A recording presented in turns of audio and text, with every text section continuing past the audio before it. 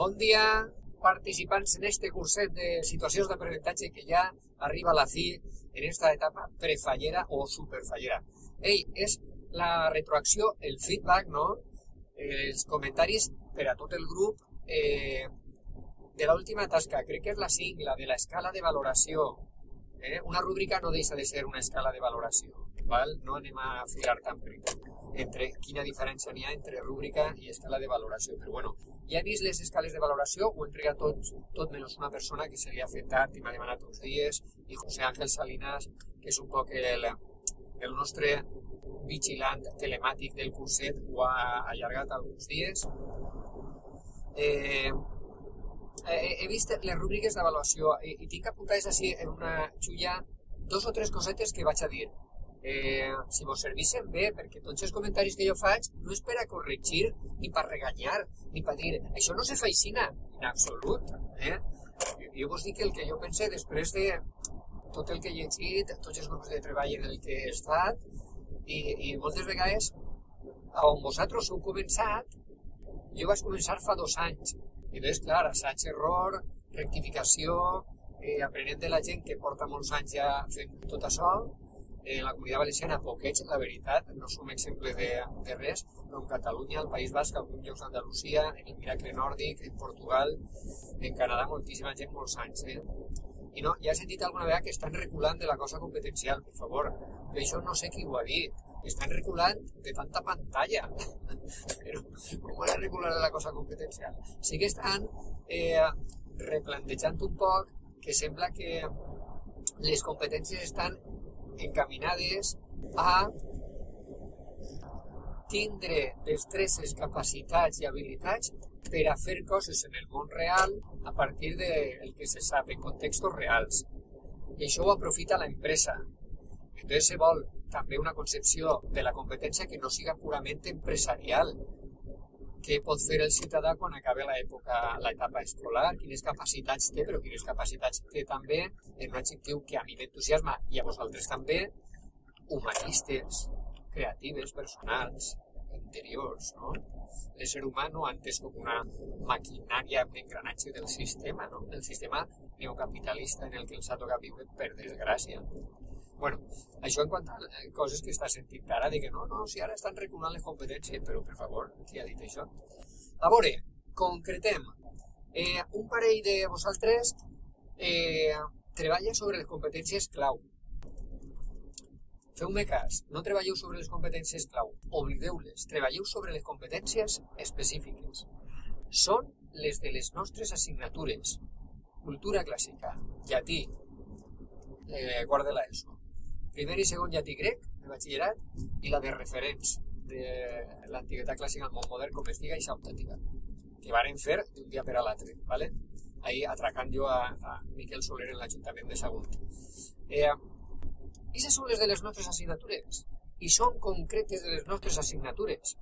Si comencem a treballar pensant en totes les rúbriques, en totes les graelles, en els indicadors de logro, com es diga en valencià, que en les competències clau, en la competència de comunicació lingüística, en la competència plurilingüe, que jo que comunicació lingüística ja no és només escriure, Clar, troba en rúbriques de competències clau coses que aporten coses a la comunicació lingüística, que si té una no sé què en les expressions orals, en les exposicions orals, no sé què del to de veu, si no sé què de l'actitud corporal, si s'expressa en fluidesa, si no sé què, si té faltes d'ortografia.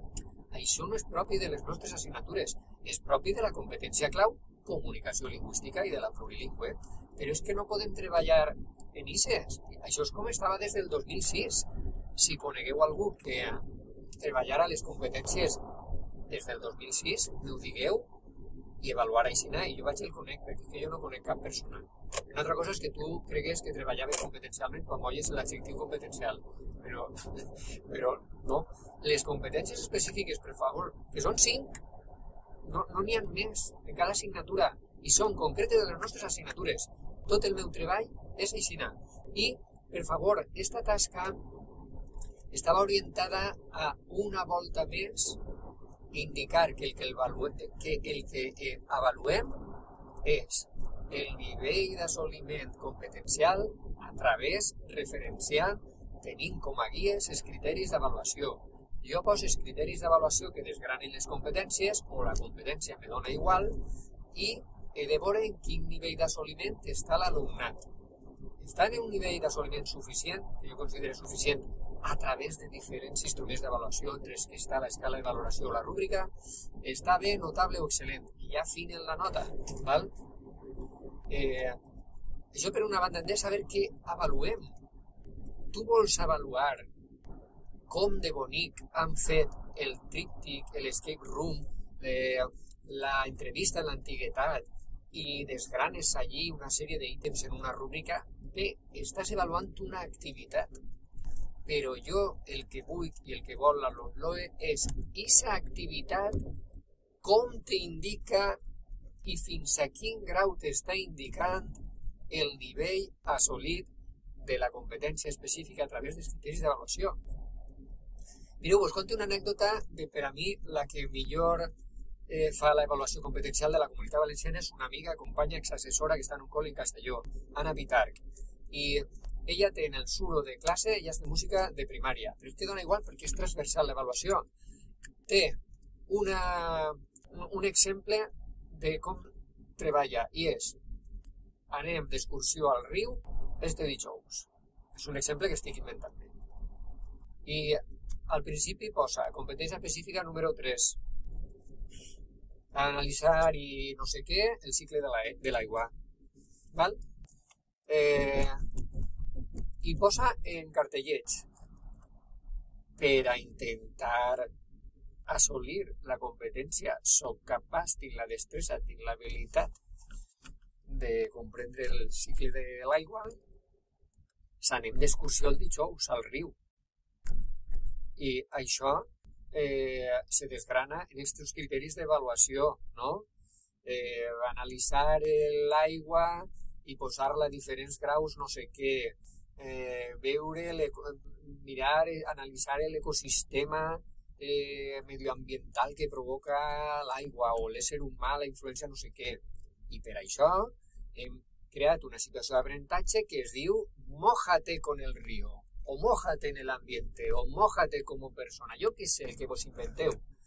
I per anar assolint amb aquests criteris d'avaluació la competència específica número 3, 5 o 2 que me marca la LOMLOE, jo me'n vaig al riu i vaig a utilitzar instruments d'avaluació, un reportatge fotogràfic, un àlbum de fotos, un podcast, un anàlisi que he fet en una proveta de l'aigua contaminada i sense contaminar, el que jo decidisca. Val?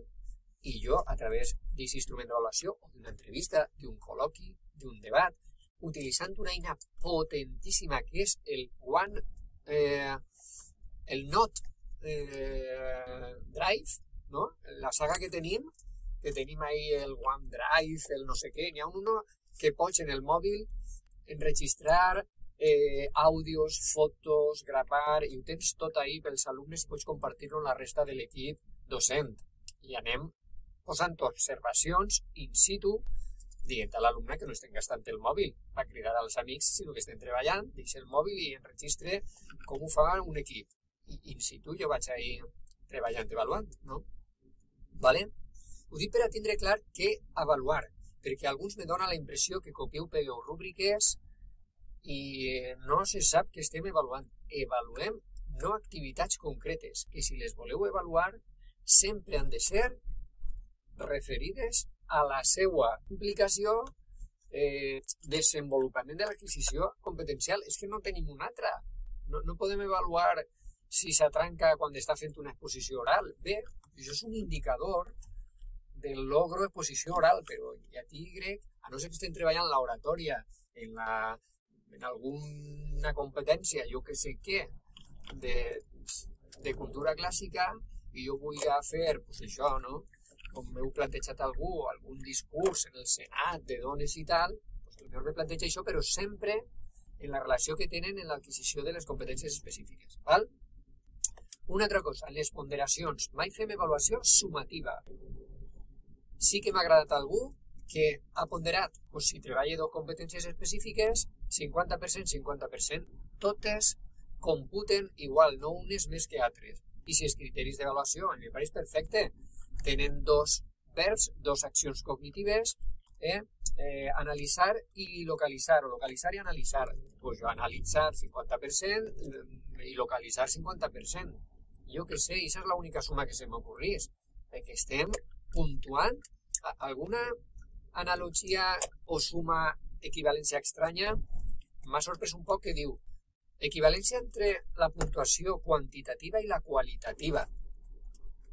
Equiparar, hem de saber el numeret o el nom de la nota, què significa. Què significa un 7 o un notable?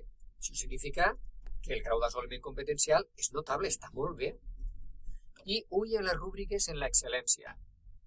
Intenteu no copiar-pegar, sinó sempre feu la rúbrica vosaltres, no? Això implica assaig-error, assaig-error. Nosaltres hem fet un curs de rúbriques, com que és l'instrument, és la reina dels instruments, la rúbrica, no? Doncs això, aquesta escala de valoració tan complexa, a veure el nivell d'excel·lència. Una cosa és que una alumna o un alumne tinga un grau d'assoliment o de complir una caselleta de la rúbrica extraordinari, vull dir, molt bo, excel·lent, i una altra cosa impossible. Hi ha caselleta de rúbrica que jo he llegit i un conocimiento profundo de la gramàtica latina. Jo no tinc un coneixement profund de la gramàtica latina. Vosaltres el teniu, jo què sé, jo traduís, però demanar a un alumne de primer de batxillerat un conocimiento profundo, un dominio total de la noció, un dominio total, això jo no tinc un domini total del grec i del llatí. Vull dir, anem a posar en nivell, en tercer de l'ESO, en quart de l'ESO, en primer de batxillerat, en la nostra experiència, i si acaba de començar la vaig tenint, que és, quan jo he puntuat a un alumne un excel·lent, anda de que ha fet bé els exàmens, mirem més enllà de l'examen, per què li he puntuat un excel·lent? I jo vaig amoldant la rúbrica a aquesta excel·lència. Però no demanem ni impossibles en la primera casella d'excel·lència, ni no res en la primera. No hace nada, no entrega nada. Poseu l'adverbi de temps, encara no. Aún no ha entregado nada. Aún no ha conseguido el nivel suficiente. Però per això estic jo. No sé que hagi hagut algun problema i si l'alumne està malalt i no ha pogut entregar, ja és insuficient, jo què sé. I res, només volia incidir en això. Treballeu sobre les competències específiques, intenteu centrar l'avaluació en el que s'ha de centrar, que és en el com aporta cada activitat que jo faig, sempre complexa, sempre sumant coses. Una cosa, vaig a passar-vos, on penge en el foro este vídeo, un enllaç molt suculent que ha passat a algun participant de la diferència entre exercici, activitat i tasca. Me pareix molt suculent. Podem exercitar, nosaltres que som de llatí i grec, les declinacions. Mira, l'antiga. Rosa, rosa, rosa, amb rosa, rosa, rosa. Ala, ja me sé la primera. Jo què sé. Això és un exercici. La nostra tasca anual no és un continuo d'exercicis, a veure que com a papagallos diguen que ho feia mon pare quan estudiava llatí. Que dia els... Mira, Concha... Però on aneu? On aneu? És Concha Pont. Vale, Concha Pont que va al Museu de l'Escena Grecollatina. Són els que s'apuntes, jo que sé, cultura clàssica d'Ibar. Ai, mare, diu, Concha Pont va ser la primera assessora de cultura clàssica de Sagunt del Cefire. I sabeu que és especialista en el taller d'indumentària i està al Museu de l'Escena Grecollatina també. És una dona multitask. Bueno, i acabe ja. En l'última tasca, que és en la plantilla que hem passat com a suggeriment de situacions d'aprenentatge, l'última que oferir conselleria, intenteu resumir allí un poc la vostra situació d'aprenentatge. Vinga, que vaig molt bé. Una abraçada.